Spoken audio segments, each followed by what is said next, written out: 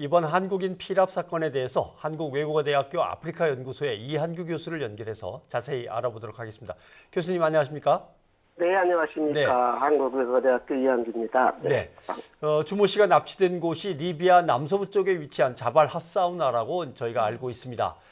리비아 자체가 늘 국정이 불안하고 안보 위기에 직면해 있기 때문에 이곳의 위험도는 어느 정도인지 좀 궁금합니다. 네, 이 지역은 도시 근교 지역을 제외하고요.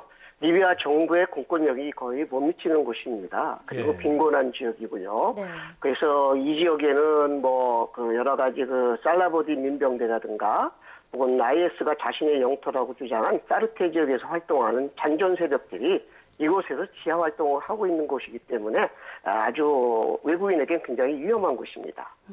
그런데 교수님, 불과 며칠 전 그 부르키나파소에서 납치된 한국인 여성이 또 국적으로 구출되지 않았습니까? 네. 그런데 이번 주 이 주모 씨의 경우에는 석방이라고 우리가 표현하고 있는데요. 이 두 가지가 어떤 점이 다른 건가요? 네, 석방이니까 아주 긍정적이죠. 예. 우리가 법률적 용어로는 국가나 교도소나 감옥 유치장에 국가가 교도소나 감옥 유치장에 수감하고 있는 자의 신체 구속을 해체해서 풀어준다는 뜻인데요. 이것은 사람의 이런 인질이 외부의 물리적 행사가 아닌 법정 구속 만기 혹은 이번 사태의 것처럼 자발적인 인질의 석방이라고 볼 수가 있습니다. 하지만 뭔가의 대가를 지불할 필요가 있었겠죠. 2007년 아프가니스탄의 경우처럼 한국의 파병부대 철수가 대표적이었고요. 그다음에 이런 부분에서 생명에 대한 보장은 최소한 가능하다 이렇게 보고요. 구출이라는 것은 사전적 의미로 본다면요. 인질이 다른 사람의 도움으로 위험에서 벗어나게 되는 것을 말합니다. 상대방의 의사와 상관없이 이 구출 작전이 시작되기 때문에요. 양측에서 인명피해가 따른다고 볼 수가 있습니다. 그게 부르키나파소가 대표적인 거고요. 예. 그래서 생명에 대한 보장은 반반이라고 생각합니다. 네. 그래도 청와대는 오늘 발표해서 돈을 건네거나 하지는 않았다라고 말했습니다. 그만큼 국제 범죄 조직과의 타협은 없다는 원칙을 이제 강조하는 것 같습니다. 근데 이렇게 되면 혹시 국민에 대한 신변 보호가 더 힘들어지는 거 아닌가? 위험이 또 커지는 건 아닌가? 이런 생각도 드는데 어떤 방법이 없는 건가요? 이 문제는 굉장히 아주 민감한 문제입니다. 2007년 아프가니스탄의 한국 선교단 인질 선방 때도 이 같은 얘기가 반복됐고요. 이건 우리나라뿐만 아니라 2013년 니제리아에 석방된 프랑스에 대해서 정부와 여론과의 뜨거운 논쟁이 있었습니다. 이건 한국만의 문제가 아니죠. 다만 본질적인 문제는 한 사람의 한국인이 해외에서 아무 잘못 없이 죽임을 당하거나 피해를 막는 것이 국가의 중요한 임무라고 생각합니다. 그래서 좀 더 국가가 좀 적극적으로 참여해야 되는 그런 부분이 있지 않는가 그런 생각을 합니다. 네. 물론 이에 대해서 국제적인 협력과 이해의 방도를 마련하는 것이 우선되어야 한다고 생각합니다. 네. 또 우려되는 부분이 있습니다. 현재 리비아에는 그 석방된 주 씨의 직장 동료 등 우리 국민 4명이 또 체류하고 있다고 하던데요.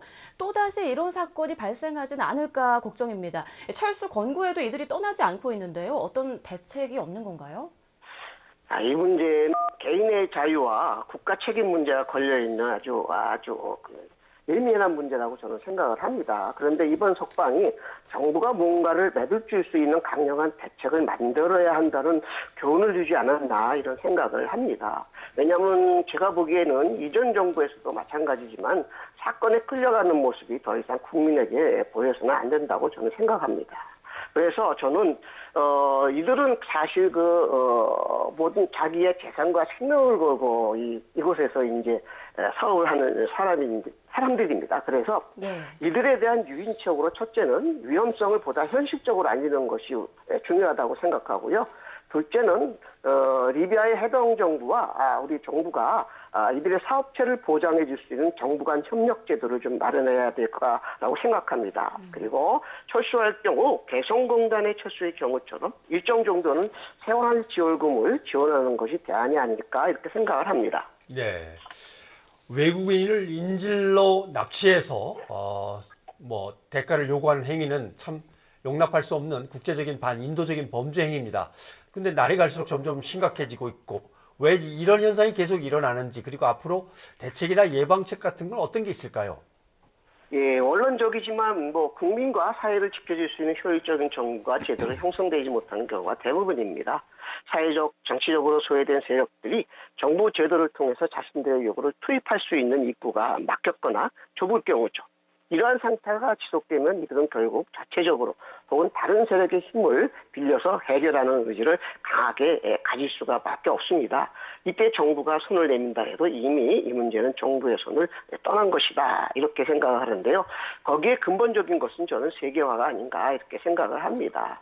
세계화에 잘못된 즉 잘 강요된 그러한 세계화가 문제가 되었기 때문에 물론 이로 인해서 독재 정권이 무너지고 혹은 뭐 사회적인 민주화가 일어났지만은 그러나 저는 선진국들이 보다 이들 사회의 그러한 인프라 문제에 지원과 그들이 발전해왔던 노하우를 조건 없이 제공하는 것이 중요하지 않을까 이런 생각을 합니다. 네.